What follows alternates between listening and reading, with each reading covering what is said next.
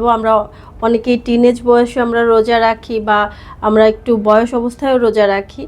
অনেকেই রাখে বা অনেকেই রাখে না। বাচ্চাদের মধ্যে রাখার প্রবণতা অনেক কম থাকে, বাট অনেকেই খুব আগ্রহ করে রাখে। এই বয়সে রোজা রাখাটা খুবই ভালো, হেলদিও বটে।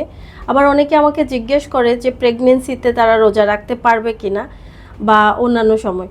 আমরা শুধু কিডনির ক্রিয়েটিনিন যাদের অনেক বেশি থাকে তাদেরকে রোজা রাখার ক্ষেত্রে কিছু সাবধানতা দিয়ে থাকি। তাছাড়া প্রত্যেক বয়সেই, বিশেষ করে একদম বাচ্চা ছাড়া 12 বছর থেকে ডেফিনেটলি রোজা রাখতে পারবে এবং পাশাপাশি হেলদিও থাকতে পারবে।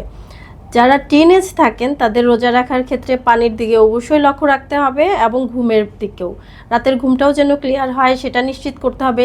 সারাদিনে যে খাবারটুকু আপনি খেতেন সেটাই ইফতার থেকে সেহরি পর্যন্ত আপনাকে বজায় রাখতে হবে এবং সেটা ব্যালেন্স ওয়েতে খাওয়াটাই সবচেয়ে জরুরি।